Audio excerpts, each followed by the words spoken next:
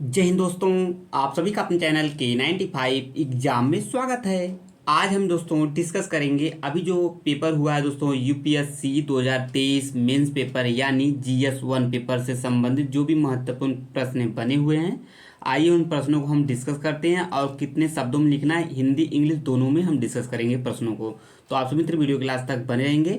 प्रश्न किस प्रकार बने हुए हैं सभी को हम डिस्कस करते हुए चलेंगे। तो आइए आज देखते हैं इसे। आइए दोस्तों देखते हैं यूपीएससी 2023 GS1 पेपर में पहला प्रश्न कौन बना है। प्राचीन भारत में दोस्तों प्राचीन भारत के विकास की दिशा में भौगोलिक कारकों की भूमिका को स्पष्ट करना है।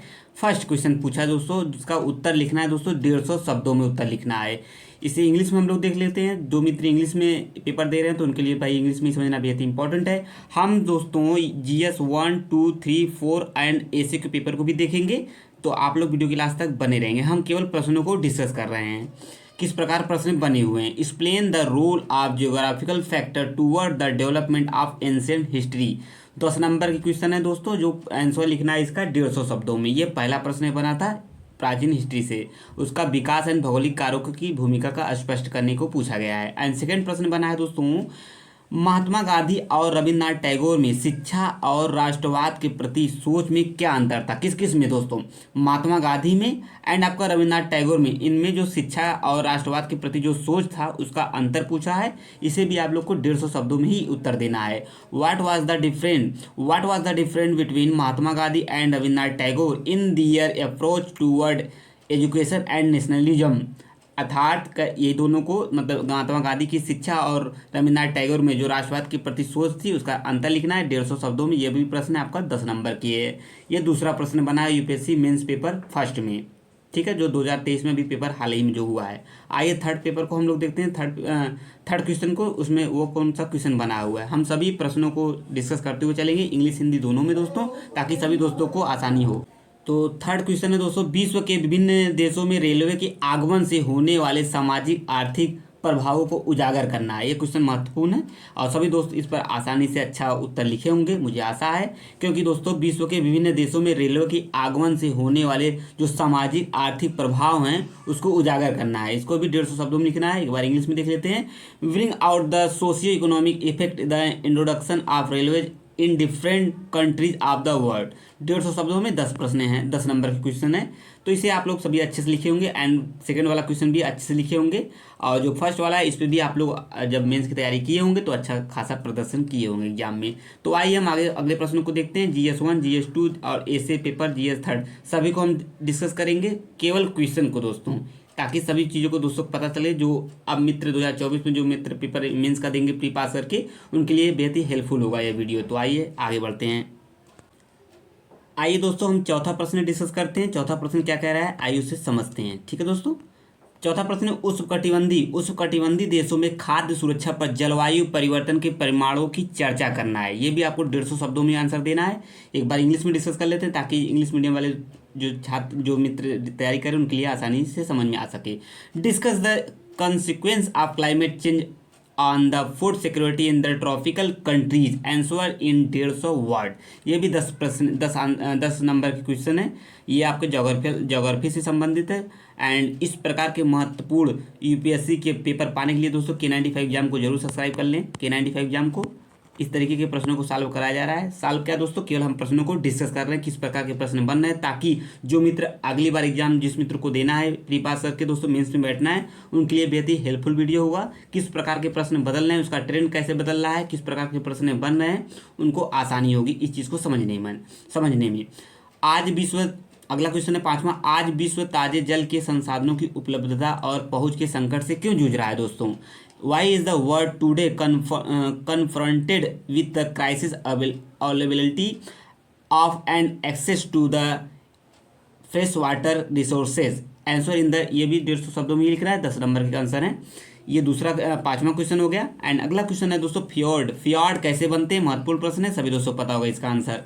फियॉर्ड कैसे बनते हैं, वे दुनिया के कुछ सबसे सुरम्य क्षेत्रों का निर्माण क्यों करते हैं, ये महत्वपूर्ण प्रश्न है दोस्तों। How are the fjords form, why do they constitute some of the most picturesque area of the words, इसको भी 150 शब्दों में ही लिखना है। 10 नंबर क्वेश्चन है, तो आप लोग जरूर बताएंगे क्वेश्चन के प्रारूप किस प्रकार के हैं दोस्तों, आप लोग को कितना हेल्पफुल करेगा नेक्स्ट यानी 2024 में मेंस पेपर देने के लिए यूपीएससी 2023।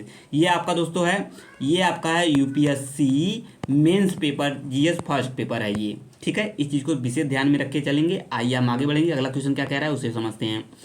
दक्षिण पश्चिम मानसून भोजपुर क्षेत्र में पूर्वैया यानी पूर्वी क्यों कहलाता है? इस दिशापरक मौसमी पवन प्रणाली ने क्षेत्र के सांस्कृतिक लोकाचार को कैसे प्रभावित किया? ये भी महत्वपूर्ण प्रश्न है, ट्रेडिशनल प्रश्न है आप लोग को। आइए इसका आंसर देखते हैं इंग्लिश में, एक बार इसे इंग्लिश में भी समझते हैं।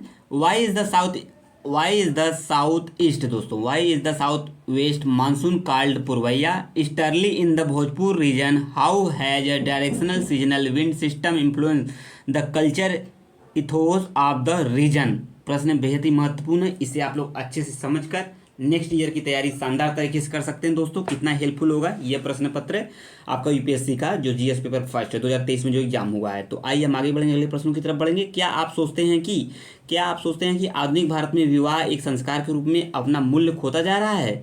Do you think marriage as a sacrament as a losing its value of modern India? बेहद ही महत्वपूर्ण प्रश्न है ये भी दोस्तों। इस तरीके के जो ट्रेडिशनल प्रश्न बन रहे हैं दोस्तों, तो आप लोग इस पर आप लोग अच्छे से आसानी से अपना पकड़ बनाते हुए नेक्स्ट एग्जाम की यानी अगले ईयर 2024 का शानदार तरीके से मेंस लिख सकते हैं। तो आइए हम आगे बढ़ेंगे अगले प्रश्न की तरफ। अगला प्रश्न क्या है दोस्तों? अगला प्रश्न है आपका भारतीय समाज में, अगला प्रश्न बनेगा दोस्तों, अगला प्रश्न है आपका भारतीय समाज में दोस्तों, भारतीय समाज में नवयुवतियों में आत्महत्या क्यों बढ़ रही है? देखिए ये भी क्वेश्चन यदि ट्रेडिशनल है। Explain why suicide among young women in the increasing in India society? ये भाई भी महत्वपूर्ण प्रश्न है, सोसाइटी से प्रश्न बना हुआ है। बच्चे को दुलारने की जगह अब मोबाइल फोन ने ले ली है, बच्चों के समाजीकरण पर इसके प्रभाव की चर्चा कीजिए। ये भी बहुत ही महत्वपूर्ण प्रश्न है, जो दोस्तों जो घटनाएं वर्तमान में घट रही हैं उसी से क्वेश्चन बना है। ये दोनों आप लोग को देख सकते हैं।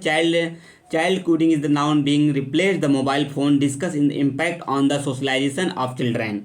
वैदिक समाज और धर्म की मुख्य विशेषता क्या है? क्या आप सोचते हैं कि उनमें से कुछ विशेषताएं भारतीय समाज में अभी भी प्रचलित हैं? ये भी दोस्तों 11वां प्रश्न है। एंड अगला प्रश्न देखेंगे दोस्तों, अगला सल्तनत काल के दौरान किए गए बड़े तकनीकी बदलाव क्या थे? उन तकनीकी बदलावों ने भारतीय समाज को कैसे प्रभावित किया? ये दोस्तों वहाँ का उस समय का सल्तनत काल के समय का और वर्तमान समय के को तुलना करेंगे तो आसानी से इसका आंसर लिखा जा सकता है। 250 शब्दों में लिखना है। अब जो भी प्रश्न है दोस्तों 250 शब्दों में लिखने हैं 10 में 10 आपके दोस्तों 150 शब्द हैं, उसके बाद से आपको 250 शब्दों में लिखने हैं। तो आइए आगे बढ़ेंगे। आइए दोस्तों अगला क्वेश्चन देखते हैं। अगला क्वेश्चन क्या कह रहा है, आप लोग देखते रहिए। भारत में औपनिवेशिक शासन ने आदिवासियों को कैसे प्रभावित किया? औपनिवेशिक उत्पीड़न के प्रति आदिवासी प्रतिक्रिया क्या थी? इसको भी 250 शब्दों में लिखना है। आप लोग यहाँ से इंग्लिश का और आसानी से पढ़ सकते हैं। एंड भारत की लंबी तटरेखी संसाधन क्षमताओं पर टिप्पणी कीजिए। यह प्रश्न महत्वपूर्ण है, इस पर आसानी से लिखा जा सकता है। इन क्षेत्रों में प्राकृतिक खतरे की तैयारी की स्थिति पर प्रकाश डालिए। ये प्रश्न महत्वपूर्ण है। भारत में प्राकृतिक वनस्पति की विविधता के लिए उत्तरदायी कारकों को पहचानिए और उनकी विवेचना कीजिए। भारत के वर्षा वन क्षेत्रों में वन्य जीव अभ्यारण्य के महत्व का आकलन कीजिए। 250 शब्दों में इसको भी लिखना है, जो कि प्रश्न है ये भी महत्वपूर्ण है। तो आइए हम आगे बढ़ेंगे, अगले प्रश्नों की तरफ बढ़ेंगे। हम केवल प्रश्नों को देख रहे हैं दोस्तों, किस प्रकार GS1 में प्रश्न बने हुए हैं, ताकि आप उन सभी दोस्तों के लिए हेल्पफुल हो सके, महत्वपूर्ण साबित हो सके जो मित्र 2023 में मेंस देने वाले हैं। ठीक है, यानी प्री पास करके आएंगे आगे। अगला प्रश्न दोस्तों, भारत में मानव विकास आर्थिक विकास के साथ कदम ताल करने में विफल क्यों है? देखिए ये भी प्रश्न बहुत ही महत्वपूर्ण है।